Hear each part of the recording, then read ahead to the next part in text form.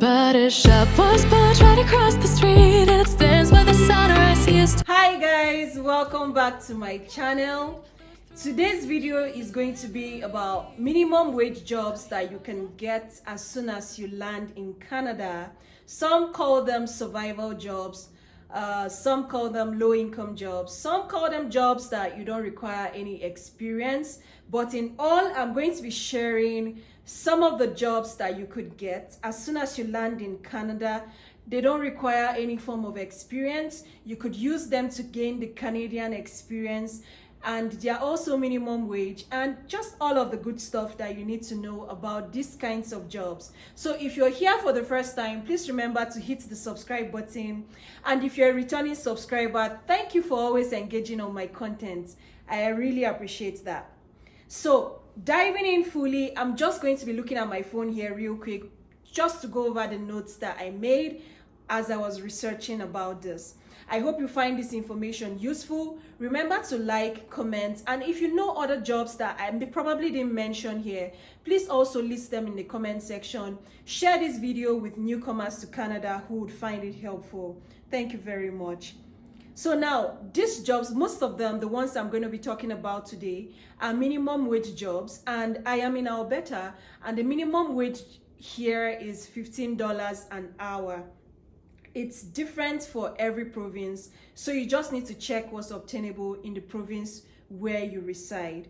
And if you're earning $15 an hour and working 40 hours a week, that means you'll be making about 2,400 Canadian dollars a month. I said the Canadian dollars because most times most people tend to mistake it. When you say dollars, they think you're talking about USD, but no, we're in Canada, and the currency here is the dollar, but it's also the Canadian dollar, and it's a bit lower in value than the US dollar if you're going to be converting it to, say, Naira, if you're in Nigeria. So with 2,400 Canadian dollars, you should be able to pay your rent and get groceries and just survive and get yourself by. You could also be able to save depending on how prudent you can be with your finances, and you could be able to use that to thrive till you're able to transition into a role in the career you want, or you're able to get whatever certification you're preparing for. Because I'm aware that most people come here and they require certain certifications and maybe even going back to school before they're able to practice in the career which they studied in. For example, say doctors, lawyers, and many other engineers. And also, maybe if you're a project manager and you came here and you don't have your certification yet, then you have to write the exams for the certifications before you're able to, say, land a role. It doesn't mean you can't land a role without that, without the certification. But then that's not what I'm talking about today. I'm going to be talking about these jobs that you could get without any experience, and their minimum wage. Now, I categorize them into subsections, and I'm going to be treating them at in line with the subsections that I've created. Now, to start, I categorize in the first subsection here is the client service jobs. Now, these are jobs where you attend to client calls about products and services for whatever industry or organization you're employed to work in. You answer clients' questions, their queries, and then you offer promotional any promotional offer that is available. You also offer it to the client. You escalate cases to management and what have you. Now, the good thing about this kind of jobs is most times they are remote. So you're able to work from the comfort of your home. And that being said, you're able to cut off commute and transportation time, supposing you're to work in office. And you could use that time to better your education, or maybe get that skill or whatever you need to transition into the role you really want to get a job in. Organizations in this category that hire a lot in Canada that I know about are HGS and Concentrix. So you could check them out on Google. They are always recruiting for client service positions, and you would easily land a role in client service with this organization. I'm very sure there are tons of organizations that offer these services as well. Like I said, I just picked a few examples in the different subcategories I made, and this list is not exhaustive. The second category subsection I have here is warehouse and factory workers. Now, for this, you require some level of stamina and strength, because most of the jobs in the warehouse and factories would require you to be on your feet for the whole shift time with just little breaks. You have to lift weights. I've seen adverts for this kind of jobs where they ask if you're able to lift XYZ amount of weight. Are you able to lift that? Because it requires you to move things about. It requires you to maybe handle items that are really, really heavy. So if you don't have the strength and the stamina to work in this kind of jobs, then maybe this is not for you. But then this kind of jobs, you could get them in places like Amazon and any other organization that has warehouse and requires factory workers.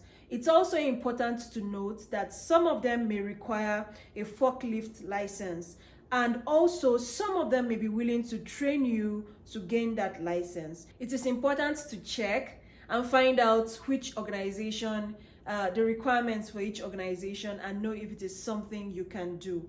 It's also important to note that this kind of jobs, some of them pay above the minimum wage. So you could earn up to like $20 an hour, $25 an hour, depending on the warehouse and the factory you're working in. Again, remember, it requires lots of stamina, lots of strength, and if you don't have that, then don't go, so that you don't end up falling sick because you're looking for a job. Now, the third subsection I have on my list are retail stores. Now, for retail stores, you could work as cashiers, you could work as store managers, you could work as storekeepers and all of that, and store attendants. For example, places like Walmart, Real Canadian Superstore, Dollarama, No Frills, there are lots of them, and it depends on the province you're in. For example, all of the ones I mentioned are in Calgary, Alberta. So you have to check based on the province you're in to know what retail stores are available, and then you can put in an application. You don't need any job experience. You can just get the job and get that going while you try to sort yourself in any other aspect. Under the retail store category, you can also, if you're into beauty and lifestyle, you could also check out stores like Sephora, MAC, stores like Victoria's Secrets, and many other beauty stores and lifestyle stores that would not require any much experience, and then you can get going from there before you land a role in whatever career you want to practice in Canada. The next subsection I have are fast foods. Fast foods are another place where fast food organizations are places where you can also get a job without so much experience. And yeah, so on my list here, I have places like Tim Hortons, McDonald's, Starbucks, Subway, and a whole lot of others that you can also check out. So you can work as the cashier, you can work as whatever opening is there. You can just check it out and see which one works best for you, which one are you able to do, which one are you most comfortable with. I don't know if I mentioned that most of these jobs are shift based. So you may be required to work odd hours as well. You need to brace up for that. Are you able to work late into the night? How is your transportation system back home? Are you able to work very early in the morning? It depends on what you're comfortable with, right? So they are flexible. You're able to discuss this, and you're able to know your hours and your shifts ahead of time so that you can plan whatever you need to be in line before you land these roles. The next subsection on my list, gas stations. So you can also get a job in a gas station to work as a store manager, or just to help with people who come to fill their gas and all of that good stuff. Next on my line is Courier.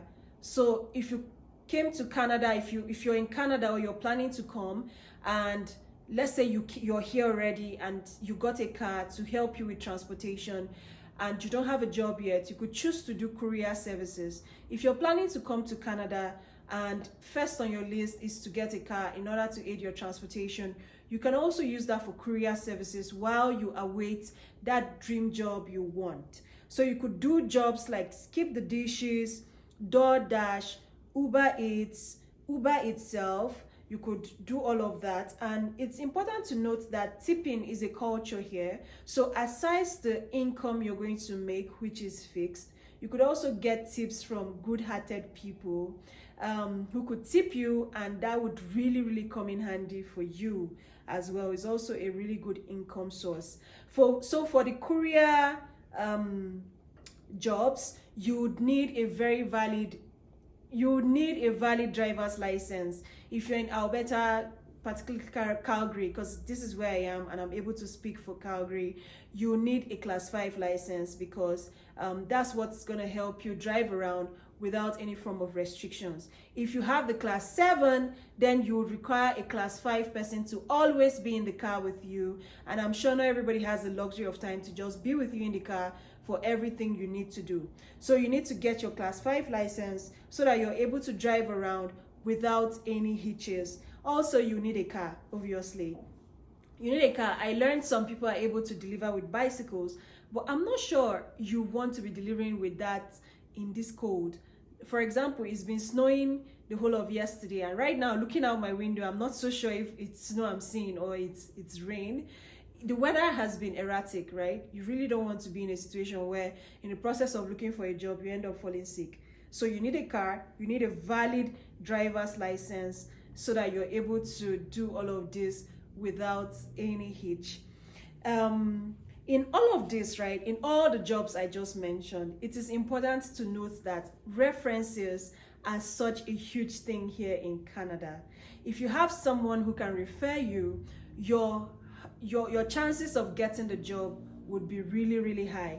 References work very much here in Canada. They go a long way to help you with your jobs. You're able to land roles faster when you're referred. So if you have someone who can refer you for any of these jobs, jump on the opportunity, because you're going to land that role as soon as possible. There's another thing I'm going to address, which is dignity of labor. So you may be coming from a country where these jobs I just mentioned may be menial jobs to you back home. They are jobs where I don't see myself doing that. You know, I am a master's degree holder. I have a PhD. How am I going to do this? I have a BSc, you know, and then you're seeing yourself, you're like, back home, I would usually work XYZ kind of role. I can't be found doing this kind of job. Over here, there's dignity of labor. And in order for you not to sleep under the bridge, you really have to work and pay your bills while you work towards getting whatever license or getting the Canadian experience that is going to help you land that fantastic job you're looking out for. So go beyond what people are going to say about you. Go past whatever noise is in your head asking you why you're doing that kind of job. There's something I like to do, right? I like to I like to set goals for myself and give myself timelines. So if you come here and say you have an exam or you have a certification to write, you could say, okay, I want to achieve this in the next 3 months, in the next 5 months, in the next 6 months, I want to switch to a tech role, and I need XYZ certification to get it. What does it entail? The course entails that I study for the next 6 months. So for 6 months, I'm going to be doing this survival job while I study to get my certification so that I'm able to apply. And I've seen a couple of people who dedicate themselves to that, get these jobs, get it going, get their certifications, and land a very fantastic role. For the most part, you're paying your bills, so you're not even asking anybody for money. And if you don't go outside to tell anybody what you do, nobody really knows. So you're just living your life. You're able to pay your bills, you're able to eat, you're able to have a roof over your head. So you just take the time, give yourself the goal. I'm going to do this for this time, save up some money, and then make sure I discipline myself to read, and then get whatever certification I want and land the role I want. This is not to say that if you're coming to Canada, you cannot get a very fantastic job from the get-go. Much as I've seen people get jobs after doing the survival jobs, get other roles in their field, I've also seen people who land very good roles before even getting to Canada. It's very different for everyone. The other day I was talking with my friend and I said, the whole job market seems like it's really dependent on the field you belong. So some fields you're able to get a role immediately you get here.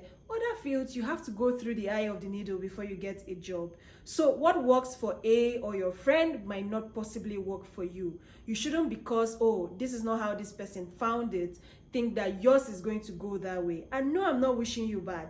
But then I hope you found this video useful. I hope you found the tips useful. I hope you're able to land that role that would keep you going before you're able to get a job. Coming here and thinking about how you're going to survive shouldn't scare you so much, because these jobs are always available and you could do them before you switch. So if you're back home in Nigeria and you're planning to come here and you're wondering how you're going to navigate this aspect, I hope this video helps you. I hope it provides the information you need. Thank you very much for watching. Please remember to hit the subscribe button. Share this video with anyone who you feel would find it useful. I'm sure so many people are going to find it useful. So please do the good work, share, hit the subscribe button, like and comment, and also turn on your post notification. This phone keeps falling off my leg. Thank you so much for watching today. See you in the next video. Bye. Read those through old pictures and